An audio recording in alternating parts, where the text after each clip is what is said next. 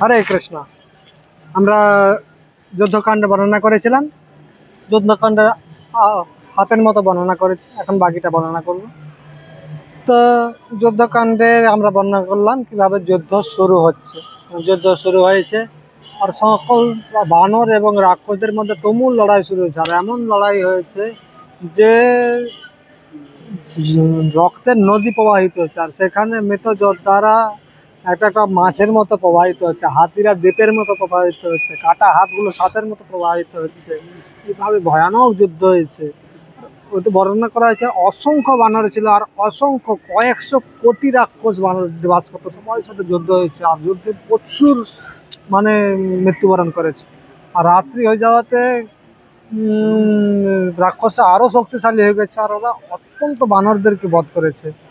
তো বধ করার পর এবারে ইন্দ্রজিৎকে রাবণ প্রেরণ করে যাও যুদ্ধ করো। আর ইন্দ্রজিৎ এসে প্রথমে তো অনেক যুদ্ধ করেছে, আর ইন্দ্রজিতের সকলে জয় জয়কার করছে সকলে। আর কারণ ইন্দ্রজিৎ তার নামকরণ হয়েছিল অ্যাকচুয়ালি ইন্দ্রকে জিতেছিল, ইন্দ্রকে লড়াইয়ে পরাস্ত করেছিল, তাই ওর নাম হয়েছিল ইন্দ্রজিৎ। আর এত জোশের সাথে যুদ্ধ করেছে, সমস্ত বানররা ভয়ভীত হয়ে গেছে। তারপরে চিন্তা করছে না, আমাকে এইভাবে যুদ্ধ করা যাবে না।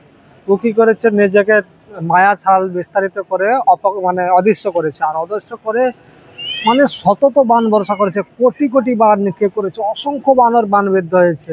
আর রাম লক্ষ্মণ যখন বরুণ পাশের দ্বারা আবদ্ধ করেছে রাম এবং লক্ষ্মণকে, আর আবদ্ধ করে সাপ রূপে বান পরিবর্তন হয়ে রামচন্দ্রকে এবং লক্ষ্মণকে পুরো বেষ্টন করে ফেলে দিয়েছে। আর তার উপরে এত বান নিক্ষেপ করেছে, বলেছে একটা আঙুল রাখার মতো জায়গা নেই তাদের শরীরে, এমন বান নিক্ষেপ করেছে। রাম এবং লক্ষ্মণ চিন্তা করছে, ও এখন যেহেতু অদৃশ্য রয়েছে আর এখন অন্ধকারের অক্ষরের শক্তি অত্যন্ত প্রখর, বেশি লাভ হয়, তাই আমার এখন কিছু বলা যাবে না। রাম লক্ষ্মণ স্বেচ্ছায় বন্ধন স্বীকার করেছে এবং চুপচাপ সব সহ্য করেছে।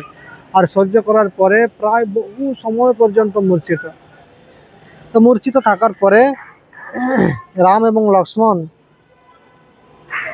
তো উৎসাহিত রাক্ষস যখন দেখছে যে রাম লক্ষ্মণ ভাই মারা গেছে, তখন ইন্দ্রজিৎ তার নিজের তথাকথিত বিজয় সূচনা দেওয়ার জন্য ফিরে গিয়েছে। আর সমস্ত বানর অত্যন্ত দুঃখিত হয়ে গেছে। আর রাক্ষসরা পুরো একদম হর্ষে আনন্দে চিৎকার করছে, কোলাহল করছে, জয় জয়কার করছে রাক্ষসরা রাবণের এবং ইন্দ্রজিতের। আর এদিকে সুগ্রীব বিভীষণ সেখানে এলেন, যেখানে রাম এবং লক্ষ্মণ বরুণ পাশের দ্বারা আবদ্ধ হয়ে নাগ পাশে আবদ্ধ হয়ে পড়ে রয়েছে। তখন অনেকক্ষণ পর রামচন্দ্রের চেতনা এসেছে। তখন রামচন্দ্রের চেতনা এসে বলছে যে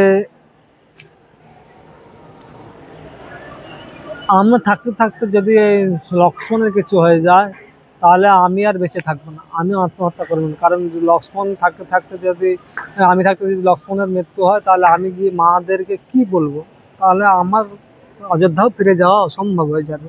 তাই বানরদেরকে বলছে, হে বানরগণ, তোমরা অত্যন্ত আমার জন্য উৎসাহপূর্বক সংগ্রাম করেছো, আমি তোমাদের কাছে অত্যন্ত ঋণী। তোমরা এক কাজ করো, তোমরা ফিরে গিয়ে কিষ্কিন্ধাতে সুখপূর্বক নিবাস করো আর আমাদেরকে এখানে ছেড়ে দাও। তখন সমস্ত বানররা কান্না করছে সকলে ভগবানের প্রতি, ভগবানের যে কৃতজ্ঞতা, কিন্তু দুজনে বন্ধন হয়ে রয়েছে, কোনোভাবে উঠতে পারছে না। আর এদিকে ইন্দ্রজিৎ তার পিতাকে খবর দিয়েছে যে এরকম আমি ছলনার মাধ্যমে রাম লক্ষ্মণকে হত্যা করেছি। তখন পুরা নাগাড়া পিটিয়ে পুরা লঙ্কাতে ঘোষণা করা দিয়ে হয়েছে যে রাম লক্ষ্মণ বধ হয়ে গেছে। তখন সীতামাতা যখন শুনেছে তখন খুব দুঃখ পেয়েছে। তখন দুঃখ পাওয়ার পরে বলছে, যদি সীতা বিশ্বাস না করে, সীতাকে পুষ্পক বিমানের উপরে বসিয়ে ওর পতিকে এবং ওর দেবরকে দেখানোর জন্য নিয়ে যাওয়া হোক।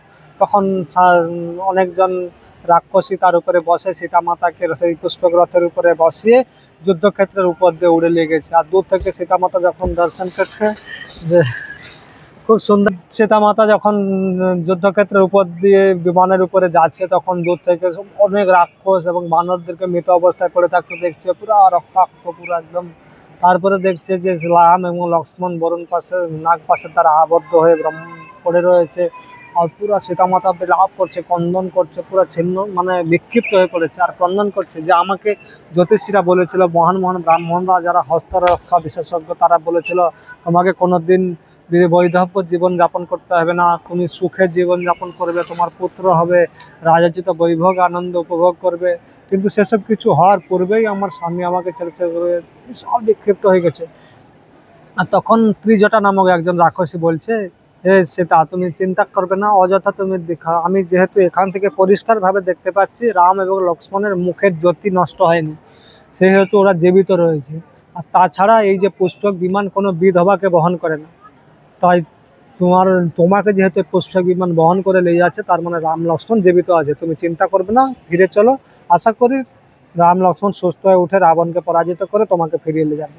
তার কথায় রাম সীতা মাতা একটু আশ্বস্ত হয়ে তখন উনি ওখান থেকে ফিরে গেলেন। তো এরপরে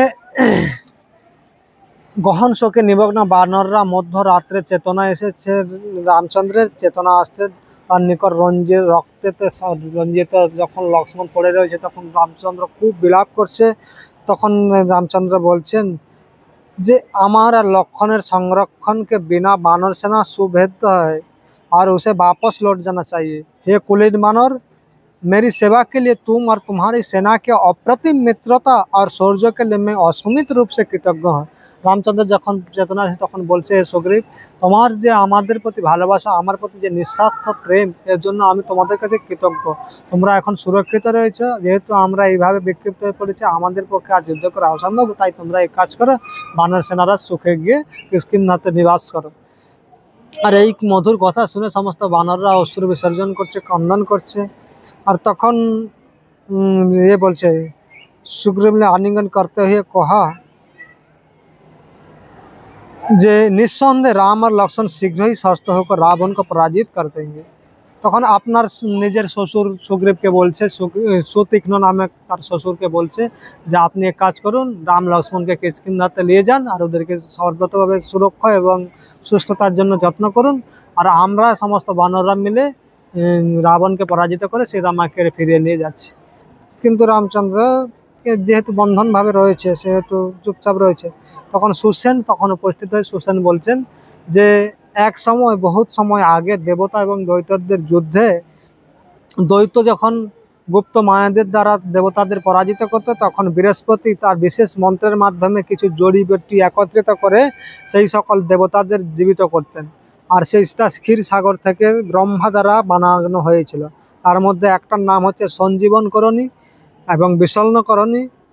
তারপরে সঞ্জীবনকরণীর হচ্ছে মৃত ব্যক্তিকে পুনঃ চেতনা দিতে প্রদান করতে পারে, মৃতকে জীবিত করতে পারে। আর বিশল্যকরণী হচ্ছে ঘাকে মানে কোনো ক্ষত জায়গাকে তুরন্ত ঠিক করতে পারে। আর চন্দ্র, এরকমভাবে 4 প্রকার জড়িবুটির নাম বর্ণনা করেছে। আর এটা পাওয়া যাবে চন্দ্র এবং দ্রোণ পর্বতের পাওয়া যায়, যেটা ক্ষীর সাগরের মাঝখানে অবস্থিত। তো সুসেন এই বাত শুনেছে, আর তখন বায়ু উগ্র রূপ ধারণ করেছে একদম। আর দেখছে বড় বড় গাছ ভেঙে ভেঙে পড়ছে, পুরা ধুল ভর্তি হয়ে গেছে। তখন এটা মানে একটা সম্পূর্ণ পরিবেশ বদল হয়ে গেছে। তখন তারা বিভ্রান্ত হয়ে গেল যে কি হলো, এখন হঠাৎ করে প্রলয়ের সময় উপস্থিত নাকি। আর তখন দেখছে একটা বিশাল পক্ষী উপর থেকে নামছে, একটা পাখি নামছে। আর সেই পাখিটা হচ্ছে ভগবানের বাহন গরুর। আর গরুর এসে যখন উপস্থিত হয়েছে, আর তখন সাপগুলো রাম লক্ষ্মণের শরীর থেকে বেরিয়ে চলে গিয়েছে। আর তা দেখে রামচন্দ্র খুব খুশি হয়েছে। তখন রামচন্দ্র উঠে পক্ষীকে আলিঙ্গন করেছে, তখন তার পরিচয় জিজ্ঞাসা করছে। তখন পক্ষী বলছে যে হে প্রভু, আমি আপনার নিত্য সেবক, আমার নাম হচ্ছে গরুর। ইন্দ্রর দল সবে দেবতা আপনার আমরা দ্বারা প্রযুক্ত সর্প বানের বন্ধন থেকে মুক্ত করতে পারছে না, তাই আমি আপনাকে মুক্ত করার জন্য এলাম। এই সাপেরা হচ্ছে আমার আহার। তো সাপেরা এরকম আহার, এর একটি সংক্ষিপ্ত জীবনী আমি বর্ণনা করছি।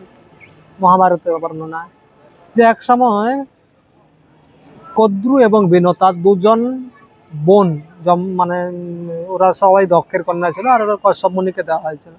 তো কদ্রু এবং বিনতা এক সময় সাপেদের মায়ের নাম হচ্ছে কদ্রু, এবং গরুর এবং অরুণের মায়ের নাম হচ্ছে বিনতা। দুজনে একসাথে অবস্থান করছে এবং কথা বলতে বলতে এক সময় দুজনে এরকম বলছে যে ইন্দ্রের হাতির রং, বিনতা বলেছে সাদা, কদ্রু বলেছে কালো। তো এইরকম একটা হয়ে তখন কদ্রু বলছে ঠিক আছে, যদি কালো হয় তাহলে তোমাকে আমার দাসী হতে হবে, আর বিনতা বলছে যদি সাদা হয় তাহলে কদ্রুকে আমার দাসী হতে হবে। তো একদম যেহেতু কদ্রু বড় ছিল, তার অনেক নাগ সন্তান জন্ম হয়েছিল, কিন্তু বিনতা দুটো ডিম প্রসব করেছিল, আর সেটা দুটো ডিম ফুটে নাই, অনেকদিন ধরে রয়েছে। আর এদিকে তখন এক সময় সাপেরা এসে তার মায়ের কাছে এসেছে, তখন সাপেরা জিজ্ঞাসা করছে মা কিছু হয়েছে নাকি? তখন বলছে আমাদের দুজনের মধ্যে এরকম হয়েছে যে যদি ইন্দ্রের হাতির রংটা কি? তখন সাপেরা বলছে সাদা। আর তখন কদ্রু বলছে ইন্দ্রের হাতির রং যদি সাদা হয় তাহলে আমাকে বিনতার দাসী হয়ে যেতে হবে। তোমরা কি চাও তোমাদের মা অন্যের দাসী হোক? বলছে না, তাহলে তোমরা এমন একটা উপায়ের ব্যবস্থা করো যাতে হাতির রংটা কালো হয়ে যায়। তখন সাপেরা বলল আচ্ছা ঠিক আছে, তাহলে এক কাজ করা হোক, আমরা গিয়ে হাতিটাকে সকলে জড়িয়ে যাব, তাহলে হাতিটা কালো হয়ে দেখাবে। দূর থেকে আপনি বিনতাকে দেখাবেন হাতিটা, তাহলে বুঝতে পারবেন কালো, তাহলে আপনি জিতে যাবেন। তখন সমস্ত নাগেরা কি করেছে, ঐরাবতকে পুরো জড়িয়ে ফেলেছে। আর বিনতা আর কদ্রু যখন হাতিকে দেখতে গিয়েছে, বিনতা বলেছে সাদা, কদ্রু বলেছে কালো। আর দূর থেকে যখন দেখেছে তখন সাপরা জড়িয়ে যাওয়ার জন্য হাতিটাকে কালো রঙের দেখিয়েছে। আর এইটা দেখে বিনতা কদ্রুর দাসী হয়ে গিয়েছিল। তারপরে অনেকদিন দাসত্ব করেছে, তো কিন্তু ওর যে দুটো ডিম, ও দুটো ডিম আর ফুটছে না। তখন একদিন অসন্তুষ্ট হয়ে একটা ডিমকে ফাটিয়ে ফেলেছে। আর তখন ওইখান থেকে গরুরের জন্ম হয়। তখন গরুর জন্মগ্রহণ করে বলছে মাতা, আমাকে অসময়ে আপনি আবির্ভাব করিয়েছেন, তাই আমি আপনার কাছে অনুরোধ করছি আপনি পুনরায় আমার যে আর একজন ভাতা রয়েছে তার কোনো ক্ষতি করবেন না আপনি। তাই ও যথাসময়ে নিজে প্রকাশিত হবে। তখন ওই গরুরের কাছে তখন জানতে পারলো, গরুর যখন জানতে পারলো মাতা মাতা গরুরকে যখন বলেছে যে আমি কদ্রুর দাসী হয়েছি, তখন গরুর গিয়ে বিনতাকে কদ্রুকে জিজ্ঞাসা করছে কি করলে আমার মাতা এখান থেকে মুক্তি লাভ করতে পারবে। আর তখন কদ্রু বলছে যদি তুমি অমৃত এনে দিতে পারো, তাহলে এই সকল অমৃত যদি আমার ছেলেদেরকে দেওয়া যায় তাহলে আমি তোমার মাকে দাসত্ব থেকে মুক্ত করে দেবো। তখন গরুর গিয়ে সুন্দরভাবে বিশাল বড় বিস্তৃত কাহিনী রয়েছে। তারপরে গরুর অমৃত এনেছে, তখন ইন্দ্র সাথে যুদ্ধে ইন্দ্র পরাস্ত হয়ে গেছে। তখন ইন্দ্র বলছে গরু তোমাকে দেওয়া যাবে না, কিন্তু গরুর বলছে আমার মায়ের দাসত্ব মোচন করার জন্য আমাকে এটা চাই। তখন ইন্দ্র আর গরুর যুক্তি করে গরুর অমৃতের পাত্রটা নিয়ে গিয়ে কুশের উপরে রেখে দিয়েছে। আর ইন্দ্র কদ্রুকে দেখেছে মাতা আমি অমৃতের পাত্র আপনাকে দিলাম। তখন কদ্রু কি করেছে, বিনোদাকে মোচন করে দিয়েছে দাসত্ব থেকে। আর ইন্দ্র ওই সুযোগে ওই হাঁড়িটি নিয়ে অমৃতের পাত্র নিয়ে চলে গেছে। পরবর্তীকালে যখন নাগেরা স্নান করে এসে অমৃত পান করবে, দেখছে অমৃত নেই। তখন নাগেরা সবাই ওই কুশের উপরে চাটতে শুরু করেছে। আর যখন চাটতে শুরু করেছে, সাপের জীব দুভাগ হয়ে গেছে কুশের আঘাতে। তো তখন থেকে সাপটি দুভাগ হয়ে গেছে। কিন্তু ওই গরুরের যে ক্রোধ ছিল সাপেদের প্রতি, তখন থেকে গরুর ওই সাপেদেরকে আহার করত। তো এই জন্য এখানে গরুর বলছে সাপেরা হচ্ছে আমার প্রাকৃতিক আহার। তো তাই আমি আপনাকে মুক্ত করার জন্য এসেছিলাম। আর গরুরকে দেখে যে রাম এবং লক্ষ্মণকে সাপেরা বন্ধন করে রেখেছিল আর তারা ছেড়ে চলে গেছে, তখন রামচন্দ্র গরুরের কাছে খুব ক্ষমা প্রার্থনা। তো এখানে আরো একটা সুন্দর কাহিনী আছে, এটা অন্য একটা রাম কথাতে বর্ণিত আছে। যে এক সময় যখন এরকম গরুর দেব এলেন আর রাম লক্ষ্মণকে মোচন করলেন, তখন গরুর মনে একটা সংশয় উৎপন্ন হলো, রাম এবং লক্ষ্মণ যদি শুধু পরমেশ্বর ভগবান হয় তাহলে তারা একটা সামান্য মানুষের মতো কিভাবে সাপেদের দ্বারা বন্ধন হতে পারে। আর এই জন্য ওনার খুব মন সংশয়ে পড়ে গেল। আর তখন উনি গেলেন কোথায় না, ভগবান শিবের কাছে সংশয় ছেদন করার জন্য, রামের মাহাত্ম্য শ্রবণ করার জন্য। কিন্তু ওখানে যখন উপস্থিত হন তখন শিবজি তখন ব্রহ্মার সাথে কোনো দেখা করার জন্য একটা কোনো কাজে ব্যস্ত ছিল।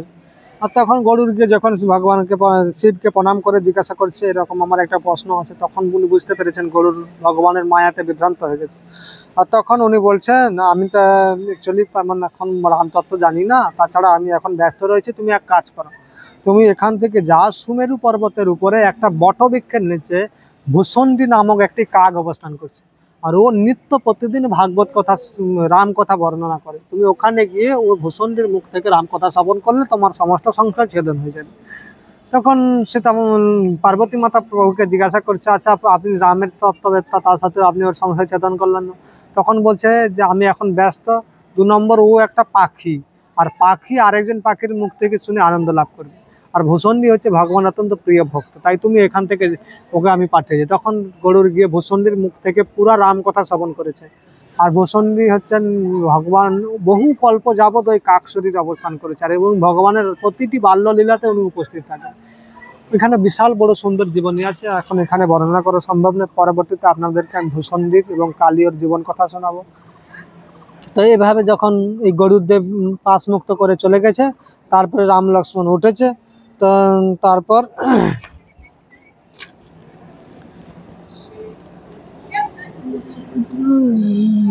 এদিকে যখন রাম লক্ষ্মণ উঠেছে তখন সমস্ত বানররা খুব হর্ষ এবং আনন্দের সাথে কোলাহল শুরু করেছে, রাম লক্ষ্মণের জয় জয়কারে শুরু করেছে।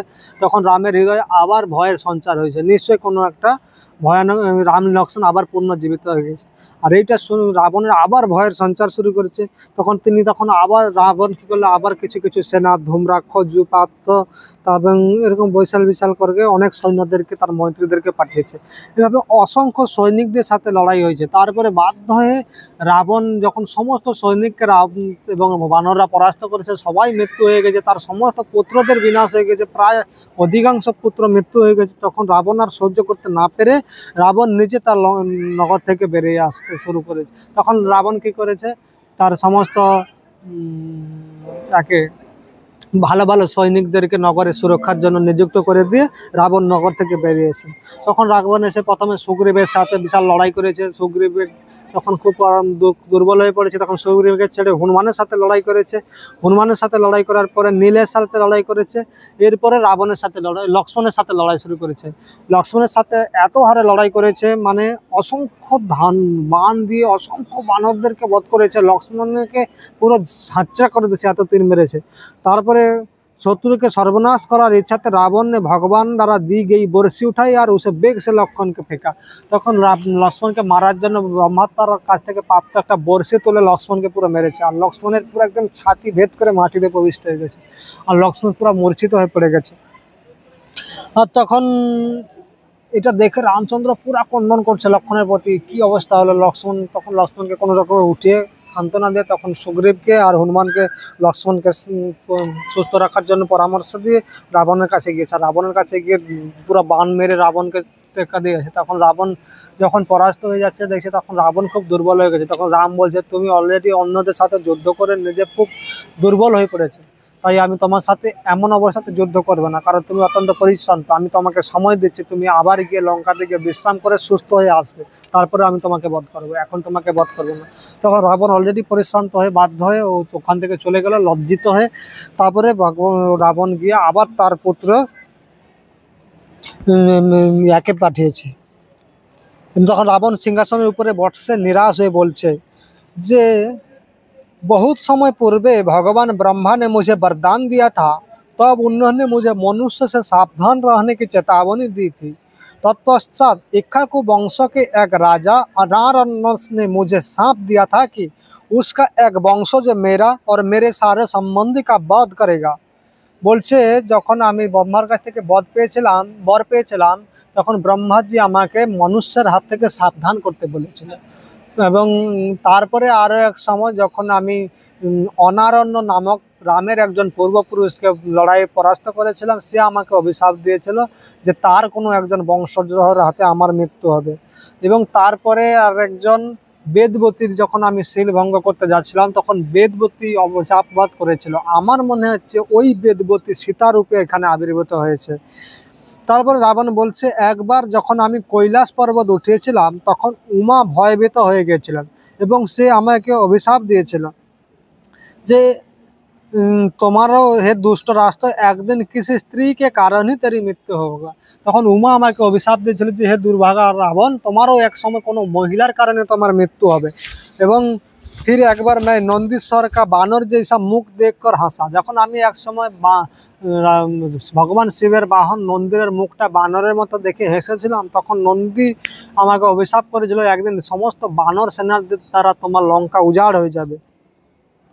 আমার আর এক সময় বলছে যে এর অতিরিক্ত রম্ভা ভগবান ব্রহ্মা পুঞ্জিকস্থলী এবং নলকুবর্ণে আমাকে নির্দোষ স্ত্রীদের প্রতি আমার অপরাধের কারণে আমাকে অভিশাপ দিয়েছিল। আমার মনে হচ্ছে এই সব পাপ কর্ম এখন ফলিত হচ্ছে।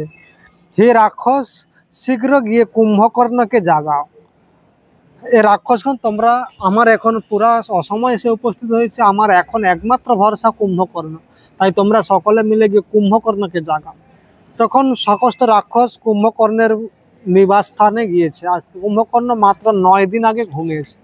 হ্যাঁ, যখন ওইখানে বললাম সভা যখন হয়েছিল তখন কুম্ভকর্ণ জেগেছিল। কুম্ভকর্ণ কেবল একদিনের জন্য জেগে থাকে, 6 মাস পরে আবার ঘুমিয়ে পড়ে। তো কুম্ভকর্ণ 9 দিন আগে ঘুমিয়েছে। আর তাকে স্বাভাবিক সময়ের আগে জাগানো খুব কষ্টকর। তখন সকালে যখন কি করেছে, কিছু বিশাল মদ, বিশাল মাংস আর বিশাল কিছু খাবার বিশাল বিশাল বিশাল এসে করে নিয়ে তার গুহার সামনে গিয়ে রেখেছে। তা তো ঘুম থেকে উঠলেই খেতে চাইবে, তাই সব ব্যবস্থা করে রেখেছে। এরপরে সেন্ট, মালা, ফুল, সুন্দর সুন্দর জিনিস। তখন কুম্ভকর্ণ যখন দ্বার খোলা হয়েছে তখন তার নাসিকা থেকে যে শ্বাস প্রশ্বাস বের হচ্ছে, মানে সমস্ত রাক্ষসগুলো এরকম হচ্ছে তার নিঃশ্বাসের দোলে দোলে। কোনো রকমে ওরা দেয়াল ধরে ধরে ওর গুহাতে প্রবেশ করেছে। তখন প্রবেশ করে তখন জাগাতে শুরু করেছে। তো কুম্ভকর্ণকে বিশাল শয়ন কক্ষকে দিবার সংগমর্মর কীর্তি, সংগমর্মর পাথরের দ্বারা, মণিরত্ন দ্বারা সুন্দরভাবে সাজানো ছিল এবং বিশাল শয্যার উপরে কুম্ভকর্ণ ঘুমাচ্ছিল। তো রাক্ষস সর্বপ্রথম ঘুমানো অবস্থাতে দৈত্যের সামনের মাংস, রক্ত আদি পাত্র ভরে ভরে রেখেছে।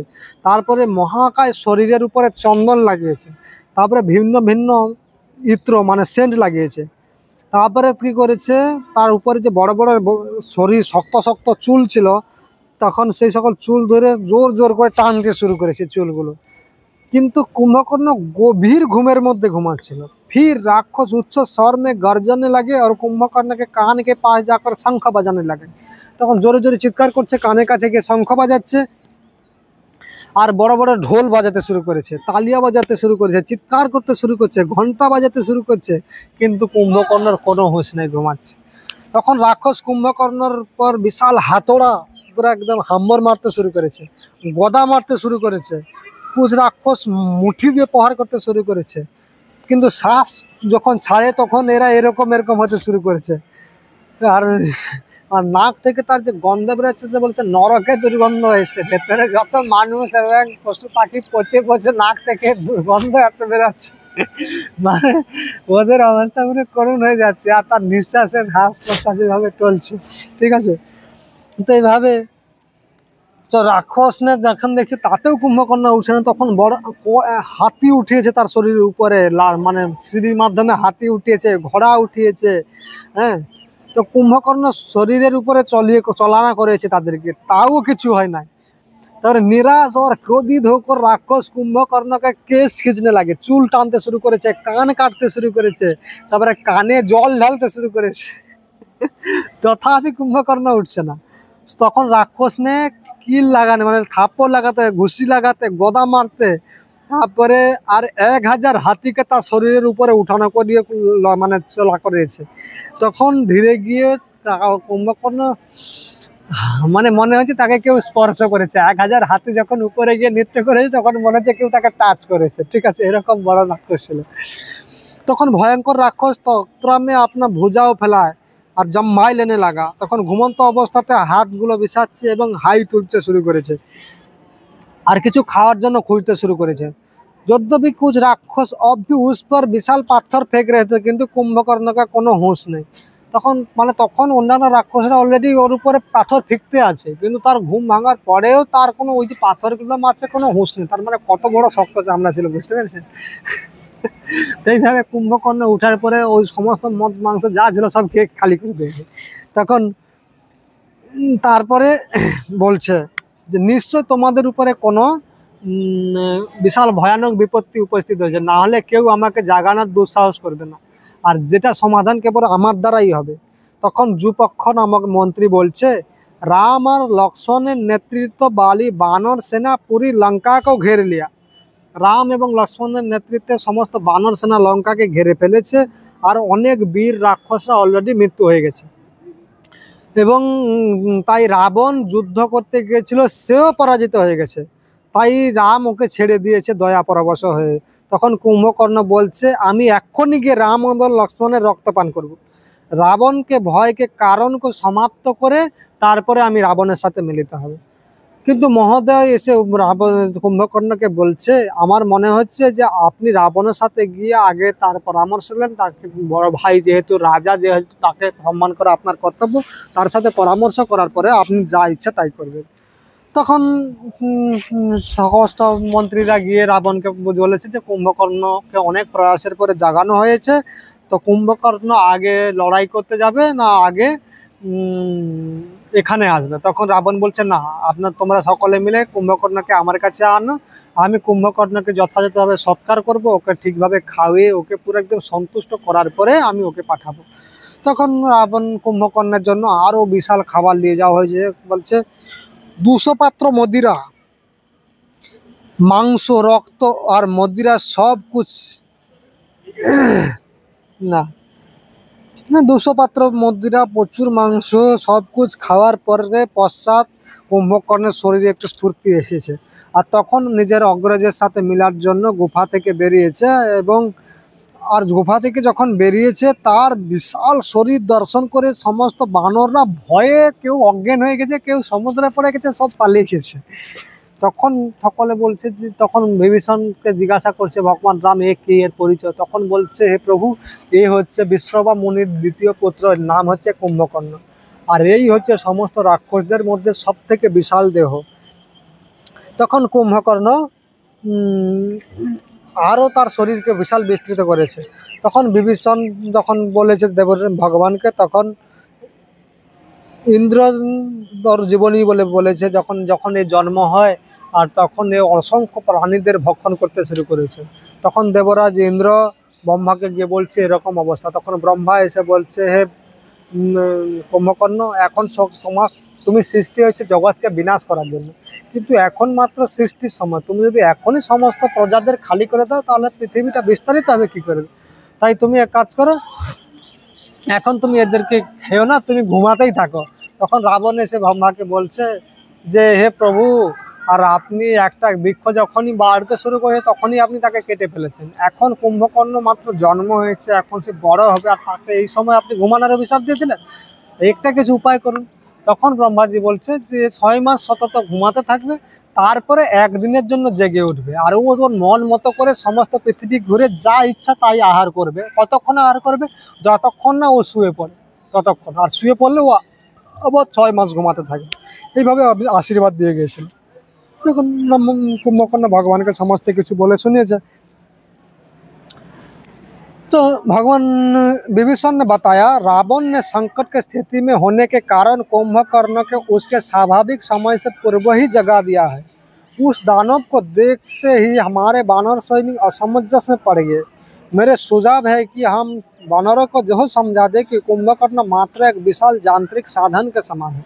তখন ভগবান রাম বলছে রাবণ নিশ্চয় সংকটে পড়ে এখন কুম্ভকর্ণকে অসময় জাগিয়েছে, তাই সমস্ত বানর ওকে দেখে ভয় পেয়ে গেছে।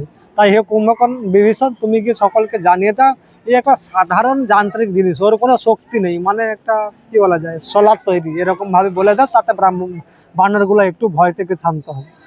সমস্ত বানরদেরকে যখন বলা হলো এই একটা সাধারণ যান্ত্রিক, এটা কিছু না, ওকে পরাস্ত করা মানে কোনো সাধারণ ব্যাপার, এরকম ভাবে যখন বলে দিয়েছে তখন সমস্ত বানর সেনারা একটু গিয়ে ভয় কম হয়েছে।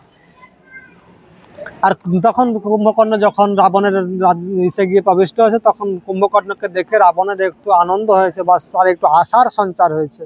আর তখন তাকে সামনে বসে তাকে আলিঙ্গন করালো, তাকে একটা নিজের गला থেকে সোনার माला খুলে পরালো। रावण ने कहा जैसा कि तुम्हें ज्ञात है যে রাম ने বানরের के विशाल सेना सहित लंका पर आक्रमण कर दिया। हे কুম্ভকর্ণ, তুমি হয়তো জানো রাবণ বিশাল সেনাদের সঙ্গে লঙ্কার প্রতি আক্রমণ করেছে, আর এবং বিশেষ সেনারা অলরেডি নিহত হয়েছে। এখন তোমার উচিত আমাকে সাহায্য করা, এবং আমি তোমার প্রতি সম্পূর্ণরূপে নির্ভর, আমার ভরসা আছে তোমার কৃপাতেই হয়তো আমি মুক্ত হতে পারি। কিন্তু ওখানে কুম্ভকর্ণ রাবণকে অপমানজনক কথা বলছে যে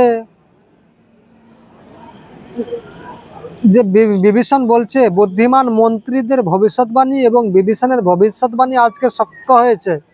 मेरे भाई सत्यनिष्ठ शुभेच्छु के सुझाव को अस्वीकार करके आपने बहुत बुरा किया। তুমি সত্যনিষ্ঠ বন্ধু ভাবাপন্ন মানে ব্যক্তিদের তাদের যে উপদেশ তাকে তুমি অস্বীকার করে খুব ভুল করেছ। হে রাজন, অধিক বিলম্ব হয়নি, তাই তোমার অপরাধের সমাধান করার জন্য তুমি অন্তিম নির্ণয় নিতে পারো। রাবণ এই অযাচিত শুভ মানে কথা শুনে যে মানে বিভীষণ মানে রাবণকে সুঝাব দিয়েছে তোমার এখনো সময় আছে, তুমি তাদের কথা মেনে সীতাকে ফিরে দাও। কিন্তু রাবণ ওটাতেও অসন্তুষ্ট হয়ে গেছে। তখন রাবণ ক্রোধকে দাবিয়ে রেখে বলছে, হে ভাই, এ সময় তোমার এরকম কথা বলা উচিত নয়, অলরেডি সকলে আক্রমণ করে ফেলেছে, বিশাল যুদ্ধ চলছে, এই সময় তোমার উচিত আমাকে সাহায্য করা। তখন কুম্ভকর্ণ বলছে, ঠিক আছে, বিনম্রতা পূর্বক উত্তর দিয়েছে, হে রাজন, তুমি চিন্তিত হবে না, मैं राम और लक्ष्मण तथा सुग्रीव एवं हनुमान के दल के सारे बानरों का वध करने का वचन देता हूँ। তো আমি সমস্ত বানর সেনাদের বধ করার বচন দিচ্ছি, সুগ্রীব, রাম, লক্ষ্মণ সকলকে বচন দিচ্ছি, মানে তোমার যে এই অপরাধ আমি তার থেকে তোমাকে মুক্ত করব। এই বলে রাবণকে প্রসন্ন করার ইচ্ছাতে মহোদয় বলছে, হে কুম্ভকর্ণ, একজন, তখন রাবণ যাতে খুশি হয় তাই জন্য প্রহস্ত নামে একজন, মহোদয় নামে একজন রাবণের মন্ত্রী এসে বলছে রাবণকে যে, আপনি কুম্ভকর্ণকে বলছে, হে কুম্ভকর্ণ, রাজা তার নিজের ইচ্ছা মতো কিছু করতে পারে, কোনো স্ত্রীকে হরণ করতে পারে, কাউকে পরাস্ত পারে, সেটা রাজার কর্তব্য। তুমি তোমার বড় ভাইকে আবার উপদেশ দেওয়ার কে? তুমি সামান্য একটা রামের জন্য তুমি তোমার বড় ভাইকে এইভাবে অপমান করছো। এইভাবে রাবণকে প্রসন্ন করেছে। তখন রাবণ, কুম্ভকর্ণ বলছে, কোনো আমার সৈনিকের দরকার নাই, আমি একা গিয়ে রাম, লক্ষ্মণ আদি সমস্ত সেনাদেরকে বধ করে দেবো। কিন্তু রামচন্দ্র বলছেন না, রাবণ বলছে না, তুমি এক কাজ করো, তুমি কিছু সঙ্গে সৈন্য সামন্তদের নিয়ে যাও, যাতে তুমি আরো অজেয় হয়ে যেতে পারো। তো এইভাবে কুম্ভকর্ণকে আলিঙ্গন করে, গলাতে মালা পরিয়ে, সুন্দরভাবে ভোজন করে পাঠিয়েছে। আর সবার কুম্ভকর্ণ যখন যাচ্ছে যুদ্ধক্ষেত্রে, তখন খুব অপশকুন শুরু হয়েছে। মানে শকুনরা এসে তার মাথার উপরে ঘুরতে শুরু করেছে, রক্ত বৃষ্টি হচ্ছে, আর মহিলা শিয়ালগুলো চিৎকার করছে, ক্রন্দন করছে, কাকেরা ডাকছে, শকুনগুলো এসে রথের ধ্বজার উপরে বসে যাচ্ছে। কিন্তু কুম্ভকর্ণ এসবের প্রতি কোনো হুঁশ না দিয়ে সে লড়াইয়ের জন্য পুরো দ্রুত গতিতে যাচ্ছে, এবং গিয়ে সে নিজের বিস্তার বানরদেরকে ভয় দেখানোর জন্য নিজের আয়তন আরও বাড়িয়ে নিয়েছে।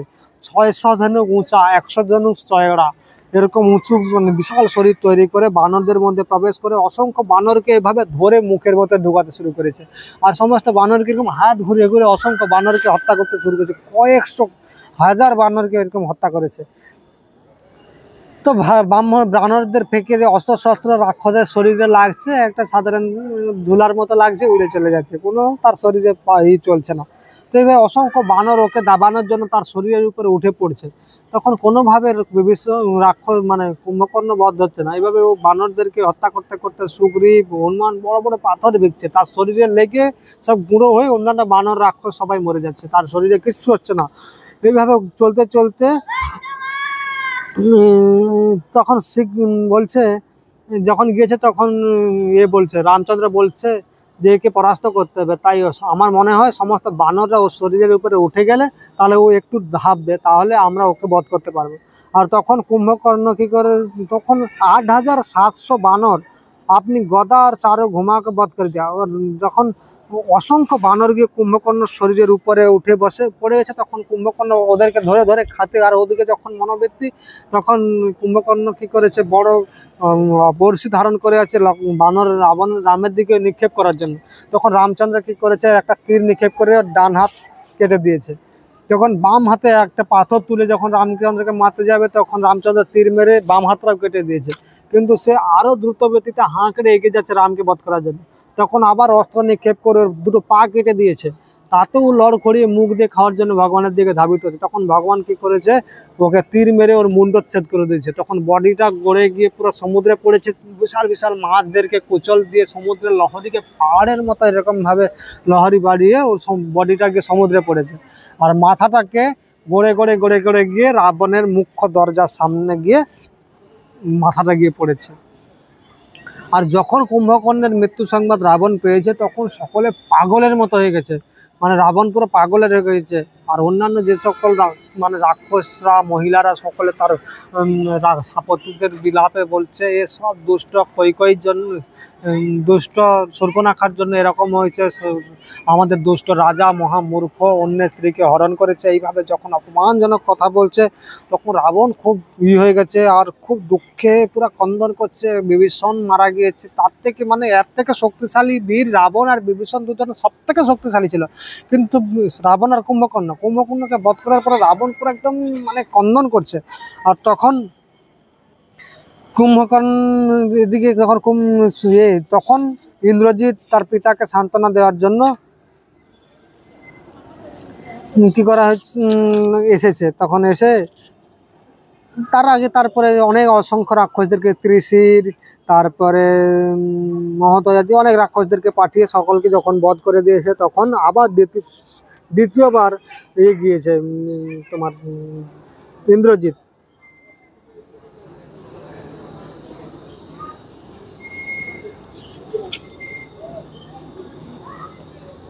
তো ইন্দ্রজিৎ কি করেছে, যজ্ঞে আহুতি নিবেদন করার পরে রাম लक्ष्मण परास्त করার জন্য গিয়েছে। और परास्त इंद्र ने मंत्र उच्चारण करके स्वयं को अपने गधा द्वारा खींचे जाने वाले रथ को सभी निजी वस्तु का अदृश्य कर लिया। तो কি করেছে, গিয়ে যজ্ঞ বেদিতে গিয়েছে, গিয়ে একটা ছাগলকে ধরে যজ্ঞে নিক্ষেপ করেছে। নিক্ষেপ করার পরে অগ্নিদেব নিজে প্রকাশিত হয়ে ভেট গ্রহণ করেছে আর ওকে আশীর্বাদ করেছে। তারপরে ইন্দ্রজিৎ মন্ত্রশস্ত্রের মাধ্যমে নিজের অস্ত্র সমূহকে নিয়ে এসে সব অদৃশ্য করে, নিজে অদৃশ্য করে, রথকে অদৃশ্য করে যুদ্ধ করার জন্য গিয়েছে যুদ্ধক্ষেত্রে। আর অদৃশ্য হয়ে বর্ষি, তলবার, কুঠার আদি অসংখ্য অস্ত্র নিক্ষেপ করা শুরু করেছে। কাউকে বিচার করেনি। ইন্দ্র পুরো একদম অকাতরে বৃষ্টির মতো মানে বাণ বর্ষণ করেছে। কোটি কোটি বানর এখানে নিহত হয়ে গেছে, সমস্ত মহান মহান বীর যোদ্ধারা নিহত হয়ে গেছে। আর রাম লক্ষ্মণ ইন্দ্রজিতের অস্ত্রে প্রচ্ছন্ন হয়ে প্রতিদোয়া।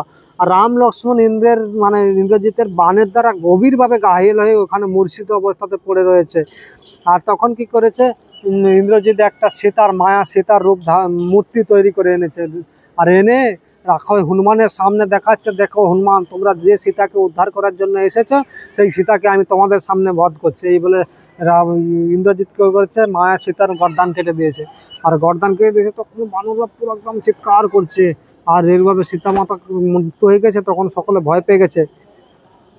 আর তাদেরকে এত বাণের বর্ষা করেছে। আর তা দেখে দেবী মানে সবাই, জাম্ববান, অঙ্গদ, সুগ্রীব, হনুমান, রাম, লক্ষ্মণ, বিভীষণ, সকলে ওর বাণের দ্বারা প্রায় যত বানর ছিল তার মধ্যে 80% বানর আর সমস্ত বীর যোদ্ধারা সব বাণের দ্বারা আহত। আর রাম লক্ষ্মণকে ইন্দ্রজিৎ ভেবেছে যে নিশ্চয় ইন্দ্রজিৎ রাম লক্ষ্মণ মারা গিয়েছে। বর্ণনা করছে, वहाँ उन्होंने सुग्रीव, अंगद, नील, नल तथा 6700 लाख बानर को इंद्रजित ब्रह्मास्त्र से प्रभावित देखा। 6700 लक्ष बानर इंद्रजित ने ब्रह्मास्त्र से निक्षेप माने ओदेरके आहत करेছে। তখন যখন সুগ্রীব, অঙ্গদ, নীল কোনো রকমে উঠে মানে খুঁজে খুঁজে জাম্ববানের কাছে গিয়েছে, তখন জাম্ববানকে দেখছে একদম গম্ভীরভাবে আহত হয়ে পড়ে আছে। তখন জাম্ববান দেখতেও পাচ্ছে না, কোনো রকমে বলছে, তোমরা কি বলতে পারো হনুমান জীবিত আছে? তখন ওনারা জিজ্ঞাসা করছে, আপনি কারো কথা জিজ্ঞাসা করছেন না, রাম লক্ষ্মণের কথা জিজ্ঞাসা করছেন না, হনুমানের কথা কেন জিজ্ঞাসা করছেন? তখন বলছে, হনুমান যদি জীবিত থাকে তার মানে ভেবেলা সমস্ত বানর সেনা রাম লক্ষ্মণ সকলে জীবিত আছে। তখন হনুমান এসে হাত জোড় করে বলছে, হে জাম্ববানজি, আমি জীবিত আছি, আমি সুস্থ আছি, আপনি আমাকে আদেশ করুন। তখন বিভীষণ বলছে, জাম্ববান বলছে যে हनुमान जाम्बवान ने उत्तर निर्देश से शीघ्र हिमालय जाकर वहाँ ऋषभ पर्वत का पता लगाओ। जाम्बवान हनुमान के बोलছে তুমি ঋষভ पर्वत हिमालय गए ऋषभ पर्वत के खोज करो। और ऋषभ पर्वत और कैलाश पर्वत के मध्य एक देदीप्यमान पर्वत है। ऋषभ पर्वत और कैलाश पर्वतेर माझखाने एक खूब ज्योतिर्मय पर्वत रयेछे और ओखाने जड़ीबुटीते आच्छादित चारदिशा उद्दीप्त करने वाला किछु जड़ीबुटी रयेछे और सेगुलो एकत्रित करे निये आसो। और ये जड़ीबुटियाते एक नम्बर होच्छे मृत संजीवनी, जो मृत व्यक्ति जीवन प्रदान करे। और विशल्यकरणी, जो अस्त्र को निकाल कर घाव को विशल्यकरणी अस्त्रगुलो के बेर करे घा के उपाचार करे। और सुवर्णकरणी, जो देह के मूल प्रभा ज्योति प्रकाश करे थाके। और तारपरे सन्धानी, जो विभक्त हाड़ भांगा हुआ हाड़ के जॉइंट करे दे। और এইগুলো তুমি খুঁজে নিয়ে আসো, তাহলে সকলে সুস্থ হয়ে যাবে। আর হনুমানজি শরীর এই কথা শুনে হনুমানের শরীরে যৌবন শক্তি আরও বিকশিত হয়েছে। তখন সে ত্রিকুট পর্বতের উপর থেকে লাফ দিয়েছে। আর লাফ দিয়ে তিনি কোথায় গেলেন, হিমালয়ে গিয়ে হিমালয়ে গিয়ে पहले सागर के विपरीत दिशा में मलय पर्वत प्रथम गए उन्नी मलय पर्वते सागरेर अपर पारे गিয়ে দাঁড়িয়েছে ওখান থেকে আবার লাফ দিয়ে ও সূর্যদেবকে প্রণাম করে পুনরায় লাফ দিয়ে হিমালয় पर्वते গিয়ে উপস্থিত হয়েছে। আর জাম্ববান দিয়ে যে সূচনা দেওয়ার পরে সেই সূচনা অনুসারে উনি সমস্ত पर्वते দেখেছে কিন্তু তারপর রূপ দেখেছে কিন্তু বানরকে দেখে সমস্ত জড়িবুটিগুলো লুকিয়ে গেছে। আর তখন হনুমানজি চিন্তা করলেন যেহেতু জড়িবুটিগুলো আমার সামনে প্রকাশ হচ্ছে না তাই তিনি কি করেছেন ওই পাহাড়ের চটিকে তুলে পুরো একদম 1000 যোজন লাফ দিয়ে এসে ত্রিকুট পর্বতে এসে উপস্থিত হয়েছে। আর তখন সেই পাহাড়কে শ্মশানের সামনে রেখেছে। তখন জাম্ববান এবং সুসরে মিলে সমস্ত জড়িবুটিকে খুঁজে এনে সমস্ত বানর এবং রাম লক্ষ্মণের নাকে গিয়ে লাগিয়েছে। আর সকালে পুনরায় মনে হচ্ছে মানে গভীর নিদ্রা থেকে উঠে বসেছে। তো এইভাবে সমস্ত বানররা আবার পুনরায় জীবিত হলো। তখন আবার তাদের কোলাহল শুনে রাবণ আবার ভয় পেয়ে গেছে যে রাম লক্ষ্মণ নিশ্চয় আবার জিতে গেছে। তো এইভাবে আবার রাবণ কি করলো অনেক অসংখ্য বানরদের রাক্ষস সৈনিকদেরকে পাঠিয়েছে আর সকলকে হনুমান জাম্ববান বিভীষণেরা সব বধ করে ফেলেছে। তখন এভাবে সকলকে যখন বধ হয়ে গেছে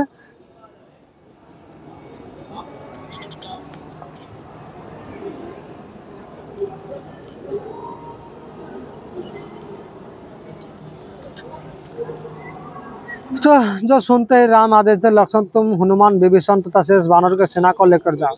लक्ष्मण राम तখন इंद्रजित আবার একটা যজ্ঞ শুরু করেছিলেন। সেই যজ্ঞে আবার একবার তৃতীয়বার ইন্দ্রজিৎ যখন ভগবানকে ই করে সেখানে সে তার মস্তক ছেদন করে তখন তারপরে রাম লক্ষ্মণের সামনে এসে যখন তীর নিক্ষেপ শুরু করেছে তখন খুব ক্রোধিত হয়ে গেছে রাম। তখন রাম বলছে আমি এইবারেই এই ইন্দ্রজিৎকে বধ করবো। আর ইন্দ্রজিৎ অদৃশ্য ছিল তিনি তখন দিব্য অস্ত্র যখন অভিমন্ত্রিত করছে তখন ইন্দ্রজিৎ বুঝতে পেরে গেছে এইবারে আমাকে রাম ছাড়বে না। আর তখনও পালিয়ে গেছে ওখান থেকে। আর ওখানে গিয়ে নিকুম্ভিল নামক জায়গাতে গিয়ে ওখানে গিয়ে যজ্ঞ শুরু করেছে। আর এদিকে রাম লক্ষ্মণ যেহেতু মানে কি বলা যায় লক্ষ্মণকে ওখানে শক্তিশালী তারা ওইখানেই মানে বেঁধিয়েছিল। তখন লক্ষ্মণের তারা মানে এত মানে দুঃখিত হয়ে গেছিল লক্ষ্মণকে কোলে করে এত ক্রন্দন করছে। তখন বিভীষণ এসে বললেন যে লক্ষ্মণের কিছু হবে না। তখন লক্ষ্মণকে জড়িবুটি সঙ্গালে লক্ষ্মণ আবার সুস্থ হয়ে উঠলেন। তারপরে বিভীষণ বলছেন হে রামচন্দ্র সীতা মাতাকে যখন মস্তক ছেদন করেছে এই কথা হনুমানদের মুখ থেকে শ্রবণ করলো তখন খুব মন খারাপ হয়ে গেছিল। তখন বিভীষণ বলছে যে হে প্রভু আপনি বেকার বিলাপ করবেন না, সীতাকে কেউ বধ করতে পারে না, তাছাড়া রাবণ স্বেচ্ছায় সীতাকে কখনো দিবে না। আর আপনি যেটা দেখেছেন ও ইন্দ্রজিতের কোনো মায়ার চাল। আপনি এই সময় এক কাজ করুন, এ সময়ে ইন্দ্রজিৎ নিকুম্ভ নামক স্থানে যজ্ঞ সম্পাদন করছে। আর ওখানে গিয়ে যদি এই সময় ওকে বধ না করা হয় তাহলে ও যজ্ঞ করে আরও শক্তি উপার্জন করবে। আর ও তখন এত শক্তিশালী হয়ে যাবে ওকে কেউ পরাস্ত করতে পারবে না। ও একদম অনায়াসে সমস্ত রাক্ষসদের বানরদের বধ করবেই করবে। তাই আমার মনে হচ্ছে আপনি ইমিডিয়েটলি এখনই গিয়ে একে বধ করুন। আর এই কথা শুনে তখন রামচন্দ্র লক্ষ্মণকে আদেশ দিলেন। লক্ষ্মণ হনুমান জাম্ববান এরা সকলে গিয়ে নিকুম্ভন যজ্ঞস্থলে গিয়ে উপস্থিত হয়েছে।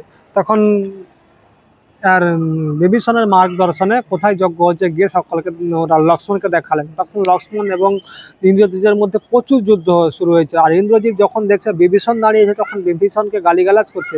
আপনি আমাদের আত্মীয় হওয়ার পরেও নিজের বংশদের ধ্বংস হচ্ছে, মৃত্যু হচ্ছে, নিজের ভাই ভাতিজা সকল মারা যাচ্ছে, আপনি তা দেখছেন।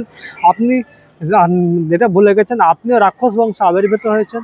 আর আপনি কিভাবে নিজের বংশদের বিনাশ দেখতে পাচ্ছেন? আপনার এতটুকু লজ্জা লাগছে না, ঘৃণা লাগছে না?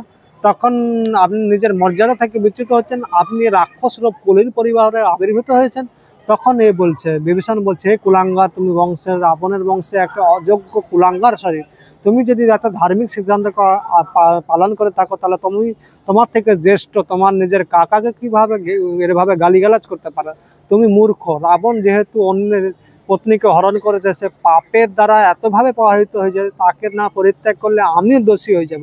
তাই ওকে হত্যা করা আমার কর্তব্য, তাই আমি এটা করছি। এভাবে তোমার এখন মৃত্যু অনিবার্য, তুমি এই লক্ষ্মণের হাতে মৃত্যুবরণ করবে।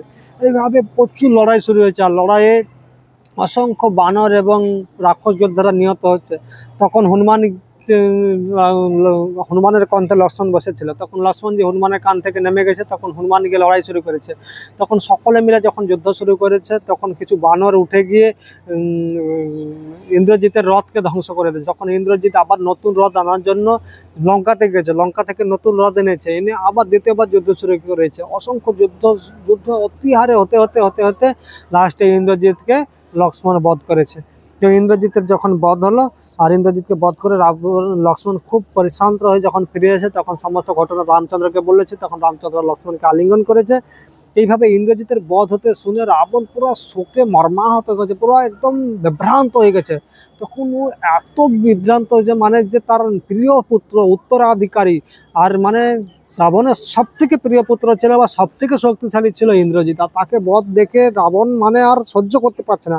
আর সে তখনই উত্তেজিত হয়ে বলছে, আর যেই কার্য এই ইন্দ্রজিৎ ছলের মাধ্যমে সে তাকে বধ করেছে, ওই কার্য আমি অরিজিনালি করবো, আমি সেটাকে এখনই গিয়ে বধ করবো। তখন পুরো ক্রোধে উত্তপ্ত হয়ে পুরো একদম রাক্ষসরা ভয় পেয়ে দৌড়ে পালাচ্ছে রাবণকে দেখে। তখন রাবণ পুরো একদম ক্রোধের সাহা নিয়ে পুরো একদম অশোক বাটিকাতে গিয়ে উঠেছে, একদম তরবাল উত্তোলন করেছিল সীতাকে হত্যা করার জন্য। তখন সীতা বুঝতে পেরেছে রাবণ এখন পুরো উত্তেজিত হয়ে গেছে, রাবণ নিশ্চয়ই আমাকে বধ করবে। তখন সীতা মাতা বলছে, এই তুমি আমাকে 12 মাস সময় দিয়েছো, তার মধ্যে এখনো 12 মাস পূর্ণ হয়নি, তুমি কেন অযথা তোমার ক্রোধ নিয়ন্ত্রণ রাখছো না, তুমি কেন অযথা তোমার মর্যাদার ধর্ম অলঙ্ঘন করছো।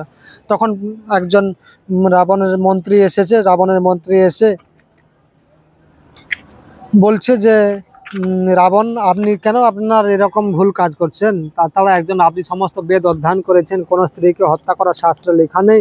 তাই আপনি যদি এক কাজ করেন, যে আপনি এত সুন্দর শক্তিশালী, আপনি যদি রামকে পরাস্ত করতে পারেন,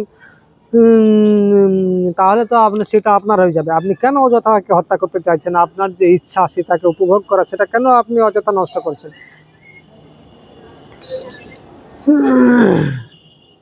তো এইভাবে যখন ওকে বলল, তখন রামচন্দ্র এবং মন্দোদরী ওকে বুঝালো। তখন রাবণ একটু শান্ত হয়ে উত্তেজিত হয়ে ফিরে এসেছে। আর উত্তেজিত হয়ে ফিরে এসে রাবণ কি করেছে,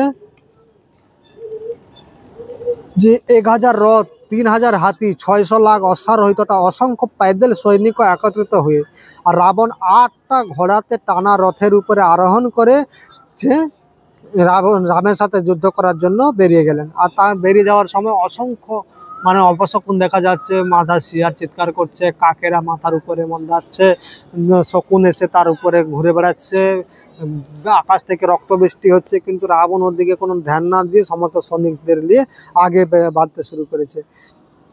এইবারে আগে যাওয়ার পরে পুরো সমস্ত অসংখ্য বানরদেরকে পুরো একদম রাবণ অসংখ্য বান মারতে মারতে শুধু বানরদের বধ করতে শুরু করেছে। মানে বধ করতে করতে ওরা রামের সাথে যুদ্ধ করার জন্য আগে গিয়েছে।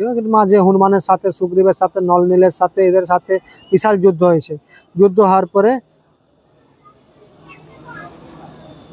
এবার রাमचंद्र সাথে যুদ্ধ হচ্ছে। তখন जब रावण ने एक बाण से राम का सिर पर प्रहार किया, तब राम ने बिना विचलित हुए प्रतिकार स्वरूप रुद्र अस्त्र का प्रयोग किया। তখন রামকে রাবণ তীর মেরেছে মাথাতে, তখন রাম কোনোভাবে বিচলিত না হয় রুদ্র অস্ত্র দিয়ে রাবণকে আবার আঘাত করেছে। কিন্তু সবই রাবণকে অভেদ্য কবচ সে টকরা করে বিখর যাতে। কিন্তু রাবণের এখানে ব্রহ্মার দ্বারা প্রদত্ত অভেদ্য কবচ ছিল, তাকে কেউ বধ করতে পারছে, মানে কোনোভাবে তাকে ভাঙতে পারছে না। কিভাবে রামচন্দ্র তখন অনেকভাবে যুদ্ধ, এখানে অনেক সুন্দরভাবে বর্ণনা করেছে কিভাবে যুদ্ধ হয়েছে।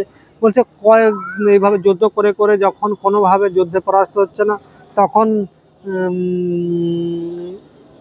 রাবণ পরাস্ত হয়ে মানে রামচন্দ্র এত যুদ্ধ শুরু করেছে, তখন রাবণ আর পেরে উঠছে না। তারপরে দেখছে ওই সময় বিভীষণ এসে রাবণকে বর্ষি মেরেছে। তখন রাবণ পুরো ক্রোধে হয়ে নিজের ভাইয়ের প্রতি শত্রুতাবশত ও ময়দানে সৃষ্টি একটা বর্ষি তুলেছে মারার জন্য। আর তখন যখন লক্ষ্মণ দেখছে বিভীষণের আসন্ন বিপদ উপস্থিত, তখন লক্ষ্মণ কি করেছে, রাবণকে 7টা বাণ দিয়ে মাথাতে মেরেছে। তখন রাবণ পুরো লড়খড়ে গিয়েছে। তখন রাবণ রেগে গেছে, রাবণ বলছে, তুমি বিভীষণকে বাঁচানোর চেষ্টা করেছো, তোমাকে আমি মারবো। তখন ওই বর্ষির জাম মেরেছে পুরো লক্ষ্মণের ছাতিতে, মেরে ছাতি ফুটো করে গিয়ে মাটিতে ঢুকে গেছে, এমন হারে মেরেছে। আর রাবণ লক্ষ্মণ পুরো একদম মূর্ছিত হয়ে পড়ে গেছে। তখন রামচন্দ্র এসে লক্ষ্মণকে কোলে করে তাকে সুস্থতা করার চেষ্টা করলো, কিন্তু হচ্ছে না। তখন হনুমানকে আর বিভীষণকে ওর সুরক্ষা প্রদান করার জন্য রেখে রামচন্দ্র পুরো প্রতিজ্ঞা নিয়ে গিয়েছে, আমি রাবণকে আর ছাড়বো না বলে বিশাল যুদ্ধ শুরু করেছে। আর রাবণকে এত হারে তীর মারছে যে রাবণ পুরা হতচক্র হয়ে গেছে। তখন রাবণের সারথি দেখছে যে রাবণ পারছে না, তখন রাবণকে নিয়ে ও দূরে চলে গেছে রামের তীরের বাইরে। তখন রাবণ রেগে গেছে, তুমি কেন অযথা সময় শত্রু সময় হাত থেকে আমাকে নিয়ে চলে এসেছো, আমাকে অপমান করেছো। তখন বলছে, হে রাবণ, আমার কর্তব্য ছিল তোমাকে রক্ষা করা, তুমি অলরেডি মূর্ছিত হয়ে যাচ্ছিলে, রাবণের হাত থেকে তুমি বাঁচতে পারতে না, তাই আমি তোমাকে নিয়ে চলে এলাম, তুমি আমাকে এরকম অপমান করছো। তখন রাবণ বলছে, ঠিক আছে চলো, তুমি আবার ঘুরে চলো রাবণের সাথে যুদ্ধ করার জন্য। আর এদিকে রামচন্দ্র যখন একটু সময় পেয়েছে, তখন অগস্ত্য ঋষি এসেছে। তো অগস্ত্য ঋষি এসে রামচন্দ্রকে বলছেন, হে রামচন্দ্র, আদিত্য হৃদয় নামক একটা মন্ত্র রয়েছে, এই মন্ত্রটা যদি আপনি পাঠ করে থাকেন তাহলে অনায়াসে সূর্যদেবের কৃপায় আপনি রাবণকে বধ করতে পারবেন এবং আপনার হৃদয়ে একটা নবীন শক্তি সঞ্চারিত হবে। যখন অগস্ত্য মুনি আদিত্য হৃদয় নামক মন্ত্র রামচন্দ্রকে দিয়েছে, তখন রামচন্দ্র আচমন করে সূর্যদেবের দিকে মুখ করে আদিত্য হৃদয় প্রার্থনা করছে, তখন সূর্যদেব রামচন্দ্রকে আশীর্বাদ করেছে। তখন রামচন্দ্র ফের দ্বিতীয়বার যুদ্ধ করতে শুরু করছে, আর এমন যুদ্ধ করছে, অসংখ্য বাণ দ্বারা অসংখ্য যুদ্ধ শুরু করছে, পুরা বলছে এত হারে স্পিডে বাণ চলছে, পুরো আকাশ অন্ধকার হয়ে গেছে, অসংখ্য বাণ। আর সমস্ত বানররা সে যুদ্ধ দেখার জন্য সকলে মূর্তির মতো দাঁড়িয়ে আছে আর যুদ্ধগুলো দেখছে কেবল। আর অসংখ্য ভয়ানক ভয়ানক অস্ত্র, সব দেবতাদের প্রদত্ত অস্ত্র, দুজনের কাছে অসংখ্য অস্ত্র ছিল। সেই সকল অস্ত্র যখন টকরাচ্ছে, অস্ত্রগুলো একদম আলোর জ্বলছে, আগুনের মতো প্রকাশিত হচ্ছে আকাশ। এইভাবে যুদ্ধ বহুদিন যাবৎ চলছে, কয়েকদিন ধরে যুদ্ধ চলছে, কিন্তু কেউ কাউকে পরাস্ত করতে পারছে না। তো যখন দেখছে রাবণ রথের উপরে রয়েছে আর রামচন্দ্র মাটিতে দাঁড়িয়ে যুদ্ধ করছে, তখন দেবতারা খুব চিন্তাগ্রস্ত হয়েছে যে এরা যুদ্ধের একটা ম্যাচিং হচ্ছে না। তাই ইন্দ্র মাতলিকে আদেশ করলো যে, মাতলি তুমি রথ নিয়ে রামের কাছে গিয়ে রামকে এই রথের উপরে বসে যুদ্ধ করতে পারো। তখন মাতলি ইন্দ্রদেবের 1000টা অশ্বধারার টানা হওয়া দিব্য রথে করে এসেছে, এসে রামচন্দ্রকে বললেন যে, প্রভু, এটা ইন্দ্র আপনার জন্য পাঠিয়েছে, আপনি কীভাবে করবো এটা স্বীকার করুন। তখন রামচন্দ্র এই রথকে পরিক্রমা করে রথের উপরে উঠেছে। আর ওখানে মাতলি বললো যে, এখানে ইন্দ্রের প্রদত্ত কিছু অস্ত্র শস্ত্র রাখা আছে, আপনি তা ব্যবহার করতে পারেন। এইভাবে যুদ্ধ শুরু করেছে, অনেক দিন যাবৎ যুদ্ধ চলছে, কেউ কাউকে পরাস্ত করতে পারছে না। তখন মাদ্রি বলছে, হে প্রভু, আপনি কেন ভুলে যাচ্ছেন আপনি ভগবান স্বরূপ, আর আপনি কেন ওকে বধ করছেন, রাবণের মৃত্যু সময় এসে উপস্থিত। আর তাই তখন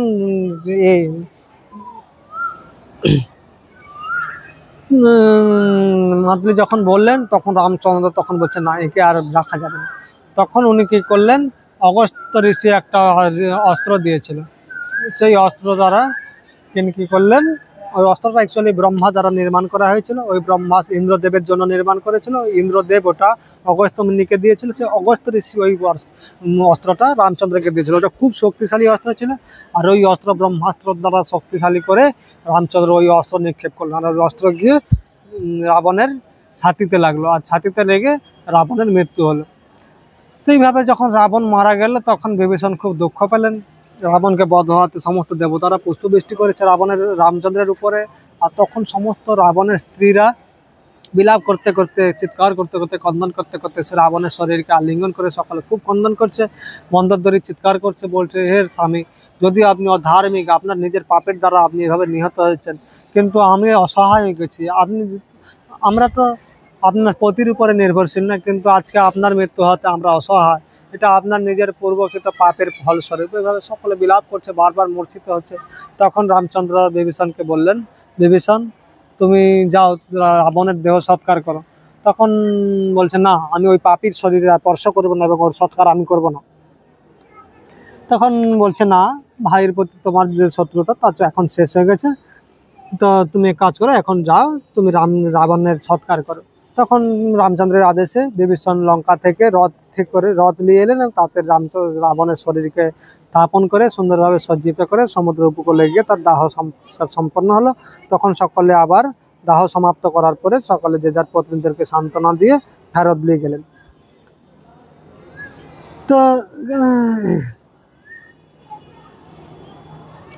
তো যখন দাহ কাজ সমাপ্ত হয়ে গেলে সকলে লঙ্কায় ফিরে গেলেন। তখন আপনি अलौकिक क्रोध त्याग कर शांत भाव धारण किया और अपने धनुष बाज कवच को एक और रख दिया। তখন যখন সমস্ত কিছু ঝামেলা সমাপ্ত হয়ে গেল, তখন রামচন্দ্র তার ক্রোধকে ত্যাগ করলেন। তখন তিনি তার কবচ অস্ত্র শস্ত্র খুলে এক সাইডে রেখে শান্তি মুডে বসলেন। তখন जाते जाते वे भगवान राम का गुणगान करते संतोष का अनुभव करने चले। তখন সমস্ত দেবলোকের দেবতারা ভগবান রামের প্রশংসা করতে করতে, তার গুণ মহিমা কীর্তন করতে করতে যে যার নিজের স্থানে চলে গেলেন। তারপরে মাদলি রাম যথাযথ মাদলিকে রামচন্দ্র যথাযথভাবে সম্মান করলেন। তখন মাদলি তার রথ নিয়ে চলে গেলেন। এরপর সমস্ত সৈন্য শিবিরে এসে উপস্থিত হলেন। রাম এবং লক্ষ্মণ বিভীষণের রাজ্য অভিষেক করার আদেশ দিলেন লক্ষ্মণকে। লক্ষ্মণকে বিভীষণের রাজ্য অভিষেক করলেন। রাজ্য অভিষেক করার পর তখন লক্ষ্মণ 4 জন প্রধান বানরকে পাঠালেন। তারা সমুদ্র থেকে জল এলেন, বিভীষণকে স্নান করে রাজ্য অধিষ্ঠিত করলেন। लक्ष्मण वैदिक रीति के अनुसार राज्याभिषेक समारोह का संपादन किया। तभी लंकावासी भेंट स्वरूप मंगल वस्तु लेकर यज्ञ स्थल पर आए। तक लंकावासी अन्य राक्षसरा भेंट उपहार ले विभीषण के प्रदान करलें। तखन रामचंद्र हनुमान के बोलें कृपा करे देखे आसो सीता की रकम आछे। तखन हनुमान जी अशोक बाटिते गिये सीता मातार साथे जोगाजोग करलें। तखन सीता माता के गिये जखन बोलें प्रभु राम अनेक प्रयासेर परे आमरा रामचंद्रके बध करते सफल हयेछि, ताई आपनाके खबर देওয়ার জন্য আমাকে प्रभु राम पाठिয়েছে। আর এইটা শ্রবণ করে সীতা মাতা পুরো মানে আনন্দে অশ্রু বিসর্জন করছে। আর হনুমানের প্রতি এত কৃতজ্ঞতা বলছে, হে হনুমান, অসংখ্য স্বর্ণ অসংখ্য রৌপ্যর বিনিময়ে তোমার এই শুভ সংবাদের আমি প্রদান করতে পারবো না। তুমি যে এত শুভ সংবাদ দিয়েছো, আমার মানে কি বলে যে শরীর কম্পিত হচ্ছে। তখন হনুমানজি বলছে, মাতা আপনি আমাকে যদি কোনো আদেশ হয় তাহলে আপনার এই সকল যে রাক্ষসীরা আপনাকে এতদিন ধরে যাতনা দিয়েছে আমি ওদেরকে বধ করব। তখন সীতা মাতা বলছে, না, এই সকল রাক্ষসীরা তো তাদের রাক্ষস রাজের অনুমতিক্রমে তাদের চাকরের মতো সেবা করেছে, এদের তো কোনো দোষ নেই। তো ওরা আমার প্রতি ভুল করলেও একজন মহৎ হৃদয় সম্পন্ন ব্যক্তি কখনো তার প্রতিকার করে না। তো তখন বলছে একটা কাহিনী শোনাচ্ছে। তখন দয়ালে সীতা বলছে, এরা তো সাধারণ মূঢ় সেবিকা, এরা তো তার রাজার আদেশ পালন করেছে। তখন একটা কাহিনী বলছে, এক সময় একটা ব্যাঘ্র কিসি শিকারি কা পিছা কর রहा था। এক সময় একটা বাঘ একটা শিকারির পেছনে করেছিল। আর তা দেখে শিকারিটা ভয় পেয়ে একটা গাছের উপরে উঠে গেছে। তখন বাঘটা নিচে থেকে দেখছে সেই গাছের উপরে একটা ভালুক শুয়ে আছে। তখন শিকারিটা বাঘটা বলছে ভালুককে, ভালুক এই শিকারিটা তোমারও শত্রু আমারও শত্রু, তাই তুমি ওকে গাছ থেকে ফেলে দাও, আমি ওকে খেয়ে ফেলবো। তখন ভালুকটা বলছে, না, ও আমার আমার ঘরে এসেছে আশ্রয় নেওয়ার জন্য, আমি ওর কোনো অনিষ্ট করতে পারি না। তখন বাঘটা বলছে শিকারিটাকে বলছে, এ শিকারিকে বলছে যে তুমি ওই ভালুককে ফেলে দাও, তাহলে আমি তোমাকে ছেড়ে দেবো। তখন শিকারিটা কি করছে, ভালুকটা ঘুমাচ্ছিল, ভালুকটাকে ঠেলে দিয়েছে। তখন ভালুকটা নিচের আর একটা গাছে ধরে নিজেকে শান্ত হয়ে গেছে। তারপরে শিকারিটাকে তখন বাঘটা বলছে, হে ভালুক, তুমি দেখতে পাচ্ছ না ওই শিকারিটা তোমাকে মারতে চাইছে, তাহলে তুমি ওকে ফেলে দাও, তাহলে আমি ওকে খাই। তখন ভালুক বলছে, না, যারা মহৎ হৃদয় সম্পন্ন হয় তাই যদি অন্যের প্রতি কোনো অপরাধও করে তাকে কোনোদিন তার প্রতি বদলা দিতে চায় না। ও আমাকে হত্যা করতে চাইলেও আমি ওকে হত্যা করবো না। তখন এখান থেকে শেখাচ্ছে যে একজন সাধারণ ভালুক যদি এরকমভাবে অন্যের প্রতি দয়ালু হতে পারে, তাহলে আমি কিভাবে এই সকল রাক্ষসীদের প্রতি অপব্যবহার করতে পারি। তখন সীতা মাতা বলছে যে তুমি যাও, রামচন্দ্রকে গিয়ে সংবাদ দাও আমি এখানে কি করতে পারি। তখন এইভাবে তখন বিভীষণ তখন দেখছে। इस वक्त दोस्त के सावधान किए जाने पर हनुमान ने सीता को पूछा कि उन्हें राम के लिए कोई संदेश देना है। सीता ने बताया, मेरा एकमात्र संदेश यही है। তখন সীতা মাতাকে হনুমানজি জিজ্ঞাসা করছে, আমার কি রামচন্দ্রকে বলার কিছু আছে, আপনার কোনো বলার আছে?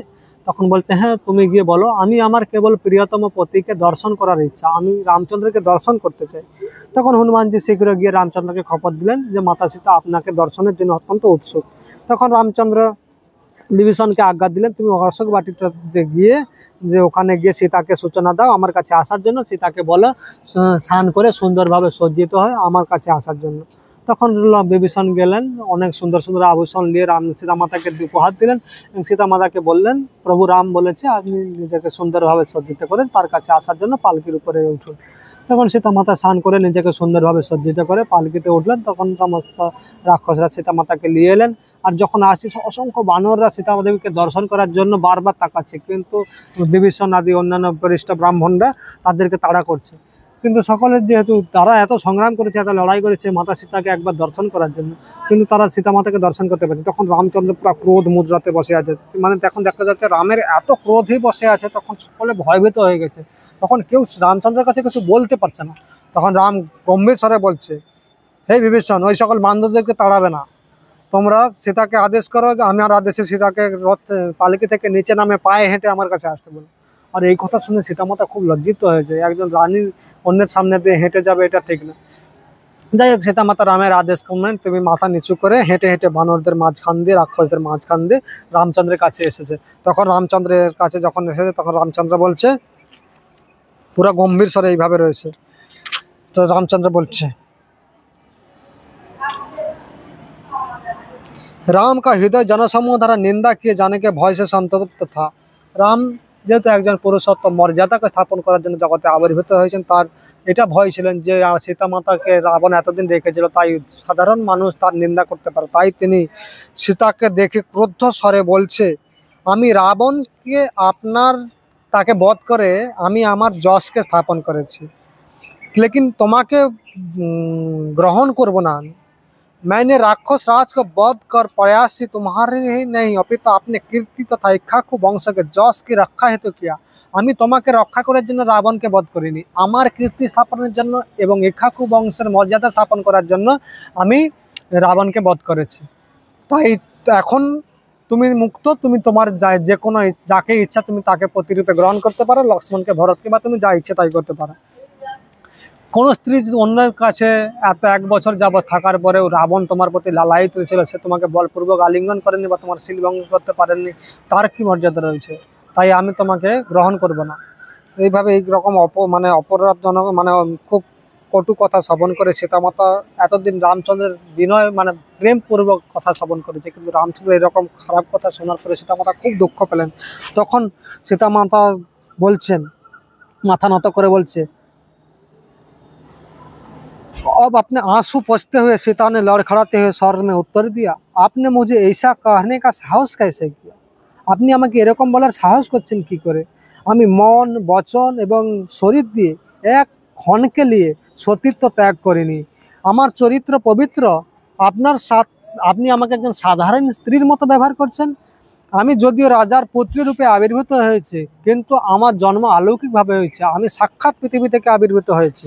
হে রাম, যদি আপনি আমাকে এরকম নিষ্ঠুরপূর্বক আমাকে ত্যাগই করতে চাইছিলেন, তাহলে আমাকে কেন 2 মাস আগে যখন হনুমান এসেছিল তখন আমাকে খবর দিন? তাহলে আমি এই 2 মাস অসহ্য ক্রোধ কষ্ট স্বীকার করে যে নিজেকে জীবিত রেখেছিলাম, সেই রকম কষ্ট থেকে আমি নিজেকে মুক্ত করতে পারতাম, এবং আমার জন্য এই সকল বানর এত রাক্ষসদের মৃত্যু হতো না। আপনি কেন 2 মাস আগে আমাকে বলেননি? তখন সীতা বলছে, লক্ষ্মণকে বলছে, লক্ষ্মণ তুমি আমার জন্য অগ্নি তৈরি করো, আমি সেখানে প্রবিষ্ট হতে চাই। আর এই কথা যখন লক্ষ্মণকে বলছে, তখন তার দাদার দিকে তাকাচ্ছে, রামচন্দ্রের দিকে। তখন রামচন্দ্রও দেখছে ওই রকম সহমত।